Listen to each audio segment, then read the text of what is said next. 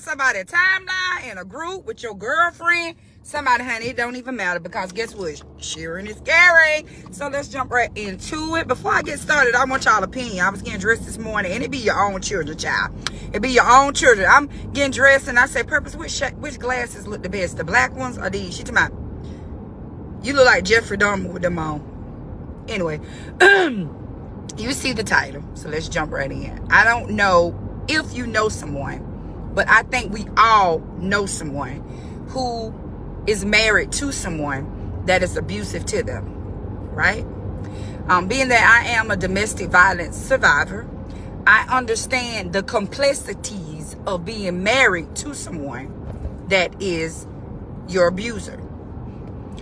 We got to understand there's more than just physical abuse, emotional abuse. There's all different types of abuse. And it's just sad when the abusive person is your spouse. Now, we all have said this a million times, especially when somebody telling you, or you watching something on TV, or you watching a documentary where a woman was murdered by her spouse. Girl, I would have just left. But I'm here to tell you, it's not that simple to just get up and leave somebody that you love that's hurting you. That's just, I mean, it's just complicated. So what do you do when you're married to someone that is abusing you? How do you handle that?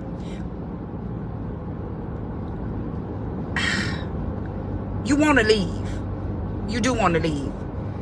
But like I said previously, your legs haven't been strengthened to leave. So what do you do? What did I do? I stayed. I cried. I had a self-pity party within myself, and I hid it. Most people hide the fact that their spouse is abusive, but we got to get to the heart of the issue. Is not really you. It ain't no really. The issue ain't you being a weak female. That's not what it is. The issue is that you married someone who is a weak male. Not before. The Bible says that husbands ought to love themselves like Christ so love their wife like Christ loved the church. Now, you didn't, and they also said that we're one flesh. You don't see nobody walk around beating up themselves, cussing themselves out, punching themselves, and if you do, you would automatically deem that that person is crazy. So it's crazy for a husband to abuse his spouse because you one flesh. Bone of my bone, flesh of my flesh. But what do? What can you do? You can't do nothing. You can pray. But the person got to be willing and admit that, hey, I got a problem and I need help. You can't help people that don't want to help. So what you got to do is pray and ask God to help you to help yourself. Because like I said, it's not easy to leave a relationship anyway. Your husband be cheating on you, don't leave. So when they're in there about to kill you, you don't leave. You want to leave, but your heart just won't let you leave for whatever reasons it is. Out of fear, you're afraid that they're going to find you and kill you. They're going to kill your children. They're going to kill your parent. And nowadays, when people say stupid stuff like that, baby, you got to take them at face value. Because people is real life crazy. My friend was sharing with me that her cousin had a daughter. And this young, this how serious abuse is. She was dating this individual, and to get away from him, the mother moved her from rural Georgia to somewhere far in Atlanta. Do you know this young man got in his car, drove to Atlanta, went to this girl job? Now, I don't know the dynamics but the mother knew that he was abusive. Good morning, everybody. You got to have a plan, yes. The mother knew that he was abusive, so she moved her out of the way. He got in his car, a young man, 18-year-old, 19-year-old, 20-year-old, they young, drove all the way to Atlanta to find her and shot her in her face on her job. That's how dangerous it is when you're dealing with somebody that don't love themselves, because that's the root of it. You are supposed to be my protector, my provider, and my covering. You're supposed to love me as Christ loved the church. We are one flesh. We are united. You don't beat yourself. You won't shoot yourself. So why is you doing it to me? Because you don't love yourself. They'll never love themselves. For whatever reasons things happen to people when they're small. You grow up with these hostilities, these issues that's never been dealt with. So you project it on to other people. My husband told me, my new husband, my third husband told me, a man that beat up a woman, he said he back in the day he was fighting girls and stuff too. But that's a sign of weakness, because you ain't gonna run up in another man's face and be punching him and doing that, but you want to get behind closed doors and bully somebody that you know is lesser strength than you. Come on. You want to get behind closed doors and beat up somebody that you know that you can beat up. But you won't go up against a Mike Tyson. You won't go up against the people on your job. You won't go up against a real man, but you want to beat up a woman? It's really pathetic. And it shows a real lack of self-love. You don't love yourself. You don't love yourself, so how can you love me? But here I am giving you the best of me. And you're trying to kill me in real life. We can't cover up. They drunk. They on drugs. Okay, everybody got issues. Men, y'all need to get help. First of all, you got to realize that you need help. That is not normal for you to be beating up a woman. That's not cool. I don't care if your daddy did do it. I don't care if you seen your granddaddy do it. I don't care if you seen your uncle do it. You need to be the person to say, you know what, this ain't right and I need help.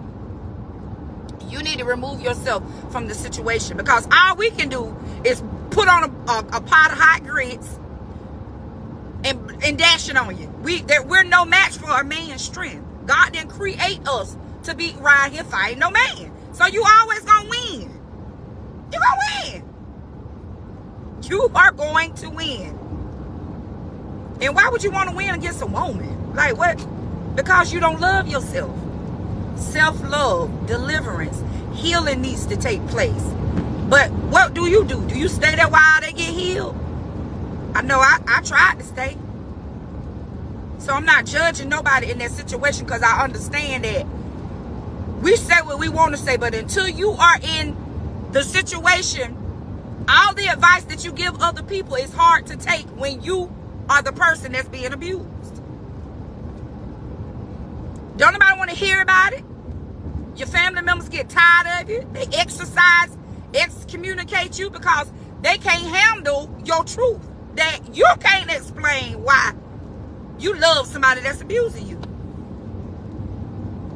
You can't explain that. I love him, but he cussing me out, calling me all kind of stuff. And I don't care what nobody said. Licks hurt, but words hurt too. Them words last longer than them licks sometimes, because it's still in my mind. Words have legs. Words have arms. They're far-reaching. I can replay it over and over in my mind, what you said to me, how you said it to me, making me feel lesser than, because you don't love yourself. That's what it all boils down to. There's no self-love. Because if you loved yourself, you would love me, especially if I'm your wife. Because we're supposed to be one flesh. If you ain't getting up in the morning beating up yourself, you shouldn't be beating up me. If you ain't getting up in the morning looking yourself in the mirror, cussing yourself out, then that's not how you be one with somebody. And like I said on yesterday, let me throw this out here. Me and David book is on pre-order. I don't know what's going on with the link, but it will be available on the 31st. It's a marriage devotional, and it will help strengthen your marriage. But I can recall being in this situation, and I wanted help, but I didn't want to reach out for help, because I've reached out so many times, and I would have a moment of strength where I feel like I'm gonna leave, but then the person can come back and say, I'm sorry, I won't do it no more, sex you up, gift you up, and then here you is back in the same, and you know in your heart that it's gonna happen again. You be already knowing, but you love who you love. People love who they love. So what do? It's either you or them. That's how you have to be. You got to get with somebody where you're not strong at, they can be your strength. Somebody that's not going to judge you. Somebody that's not going to criticize you. Somebody that's not going to point fingers at you because they don't, because they understand that walking away, whether they're abusive, whether they're cheating on you, whether whatever the issues is, it's hard either way. But this one right here makes it even harder because it's dangerous. You, they, and everybody's life be at stake when you're dealing with somebody that don't love themselves. They'll kill you, your mama, your children, and be sitting in a jail cell to me. I'm so sorry. Negro, we dead. But they'll be okay with it. So I put a post up earlier this morning for a prayer. Because I pray for women that's been in that situation that I was in. Of abuse. Of shame. You covering it up. You want to be free, but you don't know how to be free. I pray for you. I love you. And I understand where you're coming from. I understand your struggle. I understand your heart. I understand because I was once that woman. Get with somebody that's stronger than you, that loves you, that's not going to judge you, that can help you through this journey. If the man isn't willing to change, if he's not willing to admit that he has problems, if he's not willing to get help, don't you settle to be in nobody's grave and nobody casket on nobody obituary for somebody that don't love themselves enough to love you. Now you share this with somebody and you tell them that I say I love you, I understand you, and I'm praying for you because I know how it is. It's easier said than done. We love you. We're not judging you. We're praying for you. We're rooting for you. We want you to come out of this. We want you to be safe. We want your children to be safe. And we want you to be at peace. We can't change nobody. You gotta want to change. Just like you gotta want a job. You gotta get up and fill out that application to go get you a job. You gotta want to get help, men. Even if it's a woman, you gotta want help. So y'all be blessed. Share this with somebody that you know that may be going through and encourage her. Don't judge her. If you ain't been in it, if this have not been your seat, and I never, don't do that. Don't do that. Because you got some I nevers too. Okay? Don't do that. Don't judge people when you don't understand what this is. Okay? I love y'all. You said you got your terror rat on now. Okay? A restraint. You can get restraining orders and stuff too, and they'll still hunt you down and be retarded because they don't love themselves. It's just dangerous. But pray and ask God to help you and to strengthen you. I love y'all, and y'all be happy Monday. It's gonna be a fun day on this Monday. How was your weekend, honey? Mine was good. Listen, do me a favor. Share this on somebody's timeline, in a group, honey. Just share it in the marriage club, something, honey. Because listen, it happened to the best of us. And, of course, you know the routine. Click on them 13 links. Shop with your girl. Buy your t-shirt from the Love Collection. Or either a book. My newest book is Ask God for an Answer. For all the single ladies. Offense in marriage. Let's talk about it. Okay. You know, it's story time. So let's get right into it. I had got really offended some years ago because I was in the process of purchasing a new home. And I was the kind of person that always had like a bucket list. And on my bucket list, I wanted to have purchased the home by this certain time. So what I began to do was work on my credit and all this good stuff. And I would mention it to the individual. Hey, I'm finna buy a house. I'm doing this. I went to go see houses today. Never would the person say or ask me any questions about it. They just would listen to me say that I went and looked for a house. So I found the house. Now, what was so special about this house? Number one was it took me forever to build my credit score up and to find a lender. God, one night, I reached out to this young lady that was working on my credit, Miss Yvette, out of Albany, and she referred me to this agency. And when I called the guy that night, he was like, "Oh yeah, you good. We gonna what your credit score was." And I think I had like a 618. So he was like, "Oh no, that ain't no problem. We're gonna make sure you get into the house, blah, blah, blah, blah." And I was excited about that. I even told the person about that, and they just wasn't enthused at all. So I moved forward with purchasing the house. And what was so exciting about the house, this particular house, is that me and my realtor did a whole lot of work to get in this house. My realtor helped me get my credit score up, and I was only allotted 99,000, however you say it, 99,3 zeros, okay? And they were wanting 159 for it. It was the old doctor's house, and it had like this big old shed built onto it. It had a doctor's office built onto it, a brand new doctor's office built onto it, because he was retiring and he wanted to, you know, continue his practice, but he was doing it off his property. It was like over 3,000, almost 4,000 square feet. So it was a pretty nice size house. When I took my mom to see it, she was like, "Now what is you gonna do with all this space?" "Baby, I don't care. I gotta prove." So my realtor suggested that I write the couple a letter, because their children was not let down on the extra $50,000.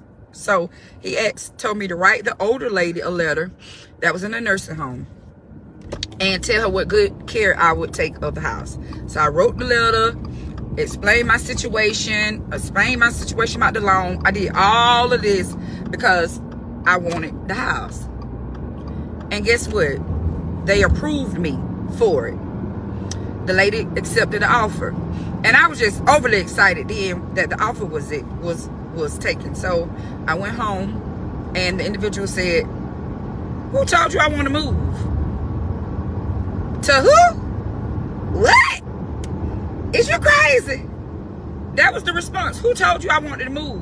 And at this time we was renting, and the mortgage would be less than the rent. So I was like, I'm confused. So I started calling around. I called my brother first, thinking that he was going to be like, "Man, pump that. Jump over his head." Okay, that wasn't the response. "Good morning, everybody." So then I called my daddy. He a pastor. His response was, "Mama," he called me Mama, "Mama, just do what this person is telling you to do, and God gonna bless you." So I said, "What?" He said, "Do what he said, and God gonna bless you." Now that pissed me off to the highest, because that wasn't the response that I wanted. I wanted you to say, "Nuck if you buck. Nuck if you buck." Like, those are the kind of answers I'm looking for. Hello? Not lay down and be a pushover. So I had to call the realtor, and then I had to call the person, the company that lent me the money. They was like, "What?" Everybody's response that had anything to do with this situation was like, "What?" Right? So I had to let it go. I had to let the house go.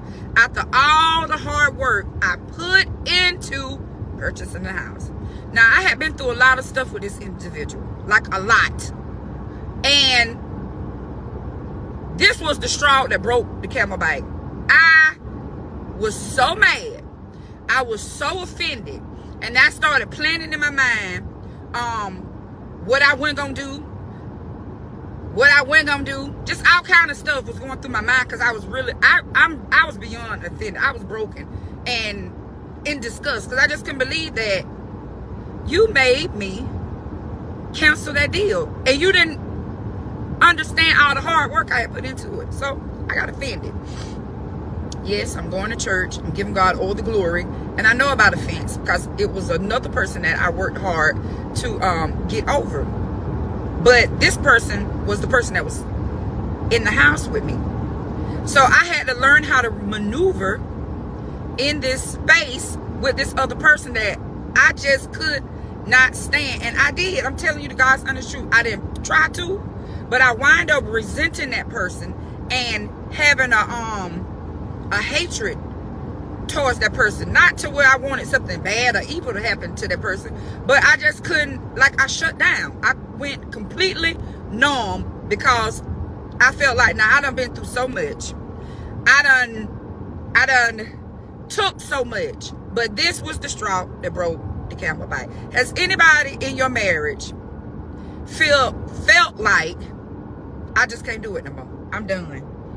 God, you take the wheel. I wanted Jesus to take the wheel, my toes, my whole soul, because I just could not. I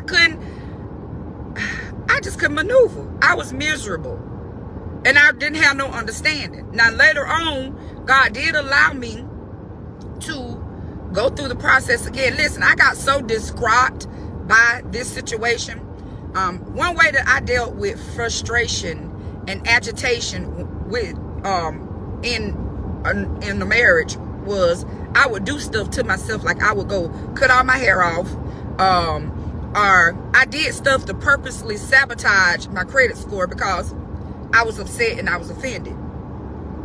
Now, what I should have did was sat down and had conversation. But you know, and I know, when you're in situationships with somebody that's stubborn and hard-hearted, it's hard to get past the first layer, and it becomes more of an issue because you leave more frustrated than before you went there. You was already frustrated, but then when you go trying to to my, hi dear loved one, I need to talk, we need to talk, and it just goes sideways. You're like, you know what, that's why I can't do you. So I use this as an excuse because I was offended, because it had went from being offense. I was never jealous. I was offended and I was betrayed. Never felt jealousy. It was those two for me, offended and betrayed. I started doing stuff to betray that person's trust, and it left the door open within my soul for me to feel okay about having an affair. I felt justified. I felt like, you don't know my name. Like, I just felt like okay about what I was doing, because in my mind, you done did so much to me. I done sacrificed so much for this, and you still doing it. And then it's just something like, seemed as if Jehovah God was not helping me. So I just took matters in my own hand, and I started pop, lock, and dropping. So I'm like, Captain D's coming, Captain D's coming, ride. Like, I just went crazy, to be honest with you, because I did not have that to do. But I used the situation, the way I felt, the way it made me feel, the fact that I never did deal with the offense, as a reason to do what I wanted to do. And baby, I did it good. I was doing it and doing it and doing it well until I got a Holy Ghost slam. Okay? That's what offense will do to you in a marriage. It'll make you start doing stuff that you know you normally wouldn't do. You would normally not be okay with sleeping with somebody else's husband. But because you offended, you use your offense as a coping mechanism to be okay with the bad decisions that you make in your marriage. You will shut down, completely down. Like, I don't want to hear nothing you gotta say. I'm not doing nothing extra with you. I'm not doing nothing extra for you. And within myself, this is what I had to do to cope with it. I had to pretend as if I was in an arranged marriage inside my head. And you don't have to love people that you're in an arranged marriage with. The people just get married all the time, and you don't have to love the people. I just was trying to come up with a way to cope with it. Because if you could unzip me, I really was a raging dragon underneath, because I was so angry and so mad for so long. I was mad about that now. If mad was a person, it'll be me, because I just didn't have no understanding to why I had to put in all that hard work and letting you know each step of the way, and then the response would be, who told you I wanted to move? I struggled with that for a long time. The point of all of this is, I know that whether you the male or the female, sometimes things happen to you that wound your spirit. The affairs didn't really wound my spirit, because I had grown callous to that. Like, I was just callous to that. The arguments didn't really do anything because I had grown accustomed to that. But when I put in all that work, and the thing about it was I had a goal. I wanted to do this before a certain time, and I wasn't able to do it. It just broke something in me. I'm just being honest with you. Everybody had their own breaking point. Yours may not be mine. But I was offended, girls. And I had to learn I had to ask that person for forgiveness, because I just was through. I was too through. I was too through. If through was a person, baby, it would be me, because I just didn't understand. So when you're dealing with offense in your marriage, to me, what I should have done and what maybe you can do is talk to that person. I don't know what it is about men of color, but they seem like they don't never want to go to no therapist. But listen, I'm here to tell you that sometimes it's one of the best things that you can do for your relationship is go to a therapist, someone that's able to listen to both parts of the story, and y'all can start hashing things out. When you go to therapy, a lot of times you mess up because one of the parties gonna get offended by something that the other party said, because I didn't know you feel like that. You know what I'm saying? Or like you making up stuff. They get mad. But anyhow, therapy is needed. A space, equal opportunity space where you're able to get out what's on your chest. The word of God said that we're made free. You could be made free. You could be made whole by your own words. So deal with what it is. I couldn't change the fact that I canceled the contract because it was over there. I lost. But that's not where God wanted me to be. I had to look at it like that.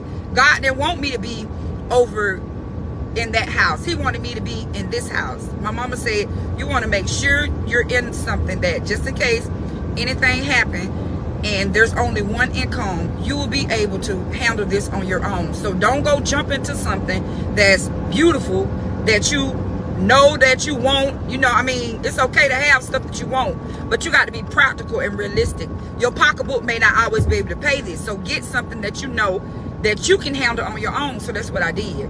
I purchased the house years later, but I had to do extra work because I'm having an inside out temper tantrum, and I messed up my credit, done cut out my hair off, mad. We have to talk about things. Yes, it's hard. Yes, it's difficult, but we can't come to a conclusion. We can't solve nothing that we ain't willing to sit down and talk about. You need to stop. Listen, either I don't know if it's you or the other person, but stop acting like can't nobody say nothing to you. Catch you a bubble, hold both of your cheeks together so that you can hear what the person is saying. And just because they're not saying what you want to hear does not mean that's not their truth and that's not their perspective of you. Because you're thinking just because everybody at your job think you great, your spouse might not. Your spouse may not think that you're the greatest person in the world.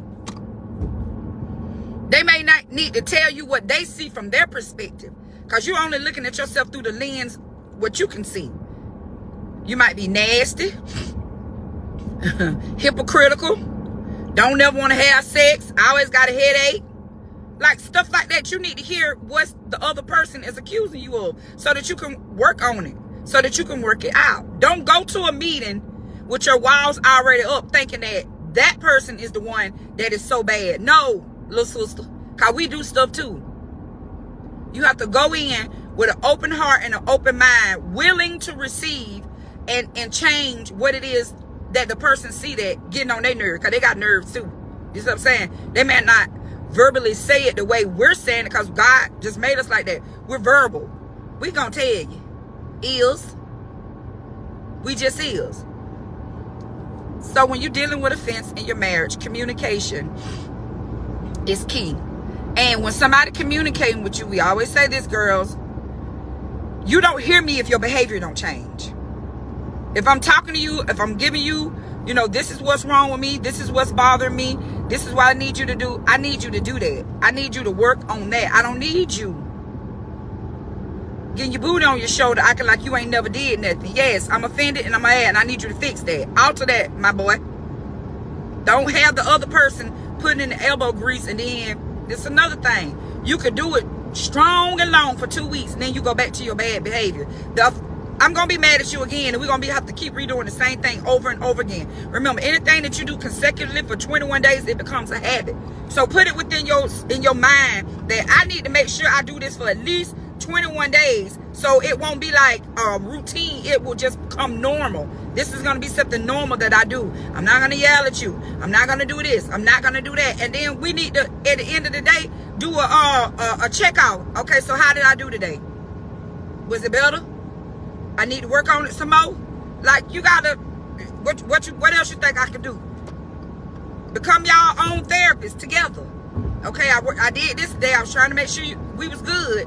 You know what I'm saying? You got to have these kind of conversations with your spouse when you're trying to get over an offense, and put everything on the line. I'm mad because you did this. I'm mad because you did that. Now, if I see you doing these behaviors, this triggers me. Da-da-da-da-da. Like, we need to talk about it all, baby. Because ain't nobody finna keep going through this with you. And I married you, and I don't want to be miserable and married. So, I hope this helps somebody on this morning. Because your girl was struggling for some years, thinking that it was okay. But the root cause of it was, you got offended. You didn't deal with the offense. So now you're trying to justify what you're doing. And there's no justification for you doing. The Bible says you're supposed to treat people the way you want to be treated. And if you know you don't want nobody to cheat on you, why are you cheating on them? That's not how you get you no lick bite. You feel me? So, as I close, I pray that you have a marvelous week, honey. And do your girl a favor, click on one of those links, 15, 13 links, and shop with me. But know that offense is the bait of Satan. This is how he take a stronghold over your life and have you going to church, worshiping, praying, and doing all this stuff, but there will be no movement because it's an offense there. You got to handle that so that you can grow and glow. You got to handle that so you can grow and glow. You can't get over, you can't step over an offense. And most importantly, how can two walk together if they don't agree? You and your spouse supposed to be dominating, taking over your region, which is your house, seeing prosperity in your house, but you won't be able to see nothing because you're at odds with each other. So deal with your offense, and I love y'all. Have a wonderful day. Good morning. It is Thursday. Listen, we got one more day to the weekend. Do your girl a favor, share this on my timeline in the group or messenger, and when it's over, click on one of those 9 links to go to my store, shop with the loves, order you a book, go to my Amazon author page, get you a book. Just a lot of material. Stop chasing the lie. If somebody has lied on you, if a situation has happened and now it's been flipped upside down, bent around, if your colleague on your job done went and spread an unnecessary lie about something you're doing, you just gotta stop chasing a lie. You gotta let people have it. When I first started working at this job years ago, I was so excited because I'm always wanting to be a good helpmeet to my spouse. So I started working on this job and I loved it. But what I noticed was the lady that was over, who initially told me about the position, she was like, even though she wasn't the manager, she was over everything. And she had a strong controlling spirit, right? And everybody in the office did exactly what she said, laughed when she said something, and just like always doting on her. And I'm like, I'm not that type of person. Well, I love people where they at and I get to know people, but on a job, you know, when you first go on the job, you're trying to make sure you see what the real is, right? So this is why you stop chasing the lie. Because I wasn't doing the bow down to this Jezebel spirit on this job, she began to make up lies about me. Now, background history is I've always struggled with people being over me. I used to, not no more. I used to struggle with supervisors. Good morning. But God had took me through an array of different things that by this time, I knew when I went on this job how to act. I was young at the beginning, thinking that can't nobody tell me nothing. And I would go on them people job thinking that I'm running them people job. But I had done matured.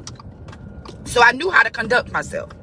And I knew for myself when I was in a season of correction. You know when God chastising you. You know. And I hadn't passed that test. So when she began to antagonize me on the job, I mean, it was so bad when I would pull up to the job. I'm not lying to you. I would just have to just sit in the car and get myself together to even go inside the job because it was that bad. I would have to start praying, calling on Blind Michael, releasing the blood boundary, like all kind of stuff, because it was just the most toxic atmosphere I had ever been around, right? So I'm doing all of that, going to work. She began to lie on me to the supervisor. Okay, so after like 6 different lies, I was like, you know what? I'm just going to go to work, do my job, eat my lunch, and go home. Then it had got cold, and I guess she was feeling nice for some odd reason, and she let me hold her heater. The heater, them little plug-in heaters, you know what I'm talking about? It had, sometimes when you plug them up, now I'm not going to lie to you, it do smell like tuna fish when you plug them up. So she gave me the heater, I plugged it up. All of a sudden, I kept knowing her getting up, going in and out the office, and she kept saying, you know what? And I ain't think nothing of it. Till after lunch, I come back in, and everybody in a circle, we have an office meeting about body odor and how to do self-care. So at this point, I couldn't do nothing but laugh. I just couldn't even do nothing but laugh. And I didn't even, in the midst of the meeting, I didn't even try to tell her that nothing. I just went with whatever they were saying. Bishop taught us that a lie is like feathers blowing in the wind. There's no way that you can physically go pick all those feathers that's blowing in the wind, right? So at this point, I'm calling on Jehovah God. And I'm telling him, listen, you see that I'm not bothering these people. You see that they are intentionally, not they, she is intentionally picking on me. She is bullying me in this workplace. She is making this environment so toxic that nobody wants to work in this environment. So I prayed. I cried. I would sit in my car. Like I said, every morning I got there, I just have to sit there to get myself together in order to go inside. So wrap things up. This is why you don't have to chase a lie. Her, another lady, and another lady all was bothering me. Do you know over the summer, God created some type of situation where those 3, not God created, some kind of situation was created where those 3 individuals got fired from the job. Listen, that's what I'm telling you. You don't have to chase a lie. You don't even have to try to go defend a lie. If you know you're standing in your truth and you know what you did and you know God know what you did, he know the motives of your heart. All these things tie in. God will fight for you.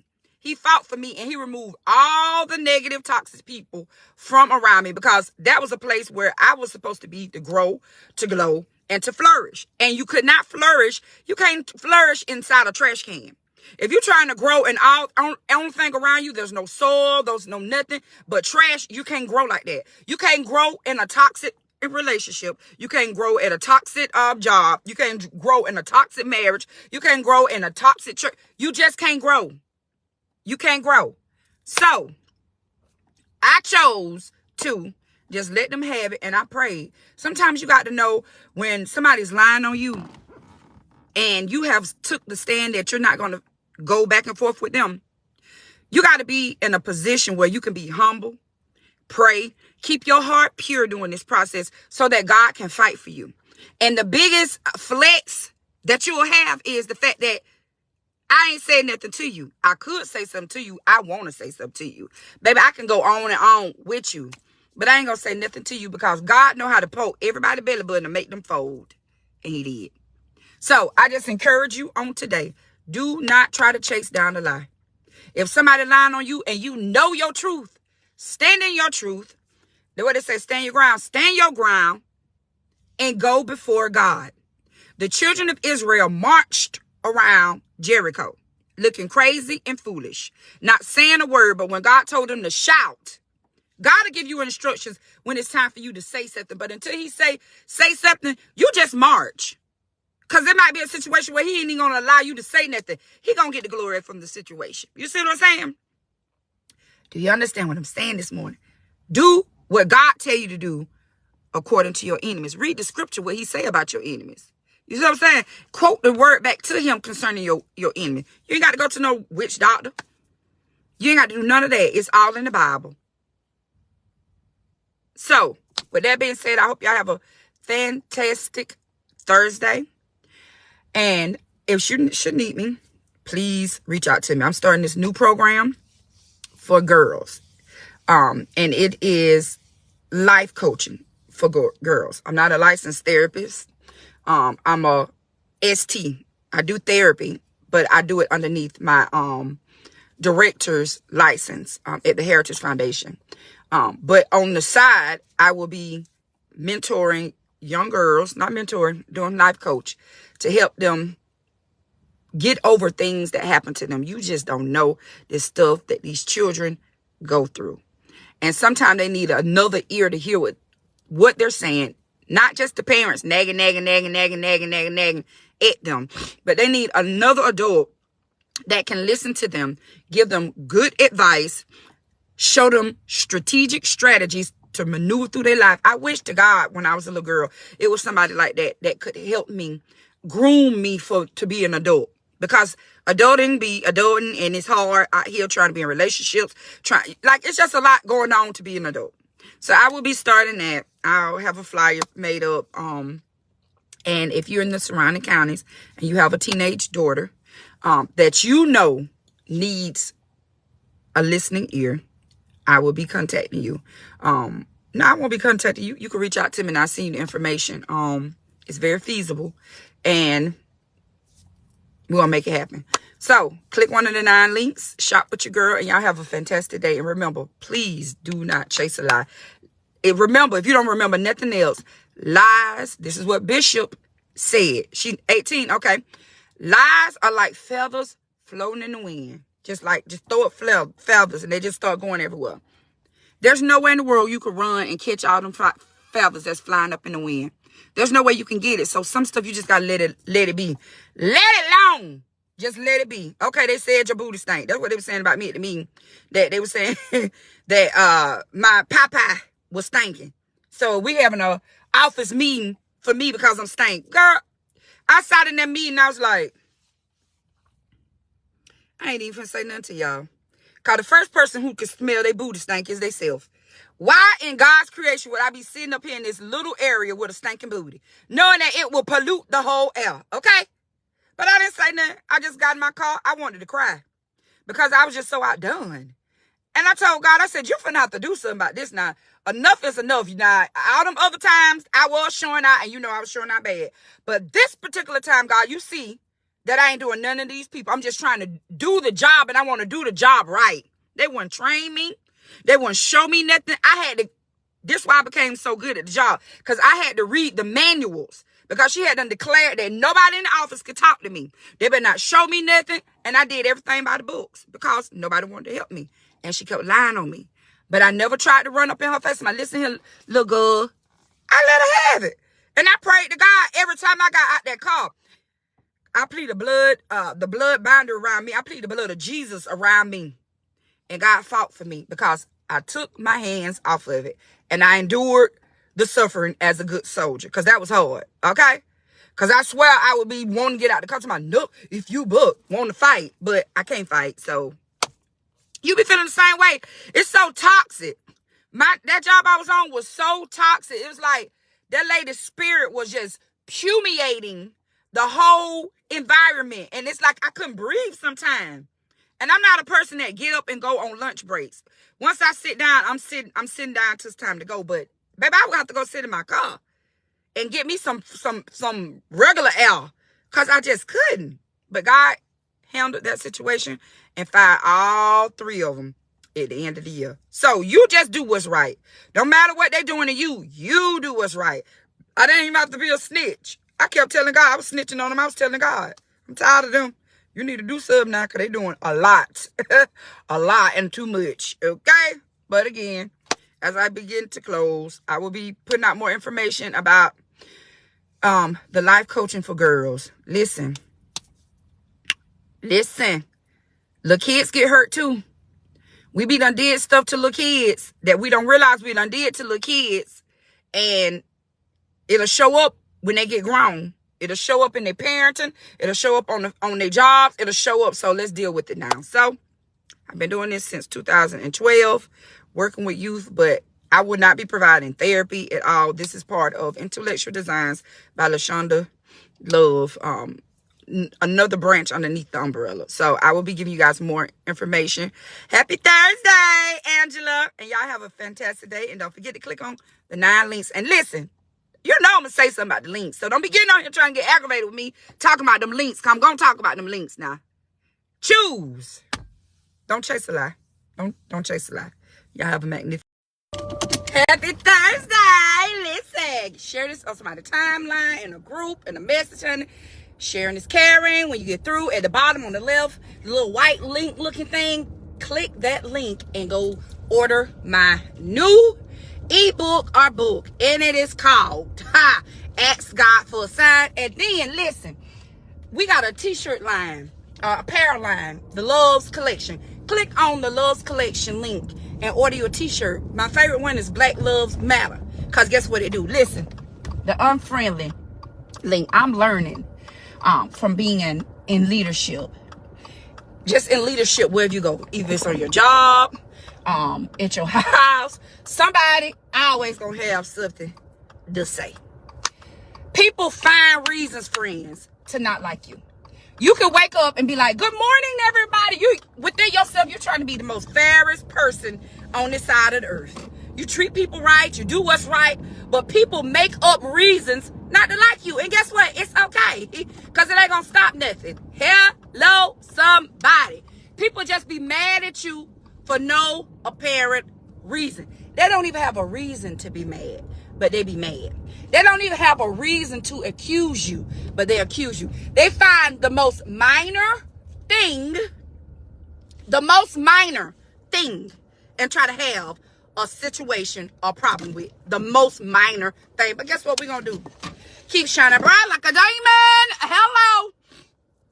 Yesterday, I was talking to this individual, and she was just sharing with me how people was talking about me. And I'm always thinking to myself, first of all, I don't bother nobody. Second of all, this is me thinking to myself, I'm the most lovable person in the world. Who don't like me? But friend, I'm trying to tell you, I don't care how you get up in the morning, pump yourself up, rah, sis, kumbaya, all of that. People will still not like you. People will still have a reason to accuse you. They'll find small things that you're doing. You too friendly. You too happy. You smile too much. You always have on makeup. She always have on earrings. Like crazy stuff not to like you. And guess what? It's okay, because once again, it ain't gonna stop nothing. On your job today, listen. It's about 4 people that's talking about you. Real bad. And you ain't did nothing to them. All thing you do is get up, go to work, show up, and show out. Meet production. Just do what you're supposed to do. And guess what? They mad. Her husband always nice to her. She always bringing her lunch. Like, retarded stuff. People mad at you about. But guess what, friend? Once again, it's not going to stop us from shining bright like a diamond. We still going to shine bright. We still going to do what we're going to do. And guess what? They still going to find a reason not to like you. They will find a reason to crucify you to the cross for nothing. I'm talking about absolutely nothing. You brought pencils to work. Look at her. I was bringing pencils. Right. Find you something safe to do, like pray, intercede, read your Bible, floss your teeth. It's something. Why is you mad for? Like, because that's just how people are. To a hierarchy roll, how people really look at you and view you. Long as you down on their level, they good. They cool. They cool with you. Hey, girl. Hey, friend. But when you start elevating, you'll see that people will start finding reasons to not like you, or to try to make it seem like you're not as anointed, as appointed, or as you don't really fit the position. Something wrong with you. You're not as perfect. And I know I'm not the only person. I don't wake up in the morning thinking I'm perfect. When I wake up in the morning, I look like a booger bear just like everybody else, but I'm more booger bearish because God didn't bless me with eyebrows. Hello, and I ain't got no eyelashes. So I got to try a little harder to look normal. Okay? I don't bother nobody. You don't bother nobody. We're just being humans. We're just being adults. And guess what? Because we know how to put it together, we know how to keep it together, and we know how to live above the cut, people mad. And guess what? They're going to have to stay mad. I serve the devil and all his imps on everybody's job, on everybody's car, in every grocery store, that the heavens has released a set of people that steadfast, unmovable, and always abiding in the glory of the Lord. We're going to be great on purpose today and forevermore. So guess what, friend? They're just going to be mad all the time. They just going to be mad because you and me, we got this thing together. Okay? We is on one accord. And we're going to continue to be great. So I encourage you on today. I don't care what nobody say about you. I don't care what nobody think about you. Because regardless of what you're doing, regardless of you putting your best foot forward, best effort, people still are going to find the most minute things to not like you, to be aggravated with you about. They just are. So with that being said, let them do them. Let them do them. And you keep doing you. Don't come down. You got to be like Nehemiah. I'm building the wall and I refuse to come down. I don't care what you think, what you looking like, what you got to say about it. I'm building the wall and I refuse to come down. I'm an eagle. I don't hang with chickens. So in this season, I need all my eagle girls to stay flying high, keep soaring, keep being amazing, keep being great. Don't be worried about these chickens, because they always going to find a reason not to like you. You got too many wings on your left wing. You picked up too many snakes today. Just something crazy. Just crazy stuff not to like you. You keep wearing purple. Why? So what? So keep wearing purple. Keep soaring high. Keep buying the pencils. Keep doing what you're doing. But step it up a level. Because when we step on their neck, we're going to be stepping on their neck. Hello. So y'all be encouraged. Don't be worried about these chickens, because they're going to be chickens. You keep being an eagle. Okay?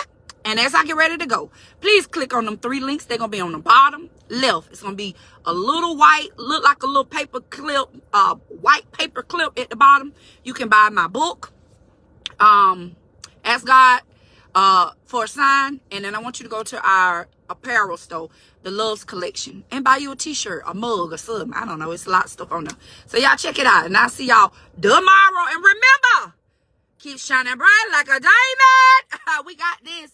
Period. Good morning. Do your girl a favor. Share this on the timeline, in a group, in a message, honey. It is Monday, and we made it. Listen, when you get married, I don't know what happens to the communication, and I'm not talking about my marriage, and I forgot to tell y'all to click on the 3 links. But you know, people call me all the time with different stuff, so when they call me, I'm gonna talk to y'all about it. And when you get married, one of the first things sometimes that go out the window, and I don't understand this, is the communication. It appears that prior to you guys get married, that there was not a big deal, a big issue with communication. But once the communication go out the window. So how do you fix that? We got to go sit down and go back to the drawing board. Number 1, we got to go back to the drawing board. You got to know what communication is. Effective communication means both parties are listening, and any directives, I love to say directive now because my supervisor loves saying directive. Any directives that either person gives, if I say I don't like this, if you say you don't like that, Effective communication involves listening. Effective communication involves hearing. You hear what the person said and you apply it to your life. That's with your children. If you tell your children to stop doing something over and over and over again, you're going to either take their phone, you're going to get them to spank them, or you're going to do something to make the point that I told you not to do that. Okay, but when we're married, what you going to do? Be petty and not have relations with them, or don't fix them something to eat. You know what I'm saying? You don't do that. So what we do is we go back to the drawing board and we talk about it again. Apparently, you didn't hear me when I said what I said. Maybe I didn't say it right. Maybe the eyes of your understanding ain't open. But in order for a marriage to be successful, in order for a marriage, there to be happiness in a marriage, in order for us to grow together, we got to learn how to talk to each other again. I feel like it's so much stuff on YouTube, so much stuff on Google, that there's not a reason why, if you have an issue with something, that you can't work on your issue. You see what I'm saying? There's so many motivational people on this social media platform that you can get a word and you can apply it to yourself. But it just seems like husbands like to find something negative. See, this is what I'm talking about. That ain't got nothing to do with us. What I'm telling you is we need to know how to talk and communicate effectively. Effective communication involves you hearing what I'm saying and you responding with something different than what we talked about. Why we got to keep talking about the same thing over and over and over and over again? That means that the communication isn't effective. So if you and your spouse are having issues with communication, you having issues with communication on your job or with anybody, you need to try to work on you first. Make sure that you're being clear on what you're trying to say. You're not having temper tantrum, because listen, when you married and you mad and you aggravated and you already, I'm tired now, our tone, our energy just be kind of like all over the place. So you got to pray and ask God to help you to make sure this all together. So when you go to the person, you're not giving, as my sister would say, stank cooch energy. Okay, the stinky cooch energy means you already got an attitude, your neck rolling, you're doing all this, and nobody want to hear you. Husbands, when your wife come to you, you need to be able to listen to what she is saying. Everything is not a nag. You're not perfect. She's not perfect. Some things do need to change. And we need to be able to talk about it, because we in this together. Ain't nobody trying to get no new husband, and ain't nobody trying to get no new wife. I mean, you and me, us never part. So while we in this together, let's sit down, see what the problem is, and work on it. You know what I'm saying? That's how we got to do. So as I get ready to close, I just pray you guys have a super fantastic week and practice this week communicating effectively with your spouse. Whatever it is that you need to say to them, sit down and talk about it. Have those hard conversations. Sometimes you might have to read them a letter, or write the letter yourself and read it to them, so that you don't get jumbled up on what you're really trying to say, because it'll go from one thing to the other, but this is what you're really trying to talk to. Write it down and read it to them. Text it to yourself. Write it in your notes so that you can tell the person what the problem is. Let's work on this, because we in this together. There's no need for us not to be growing together, since we in this together. I love y'all. And as I close, don't forget to buy my new ebook, Ask God for a Sign. Do that, girl. Click the link, buy the ebook or the regular book, or go to my website and pill around. Y'all have a super fantastic day, and that's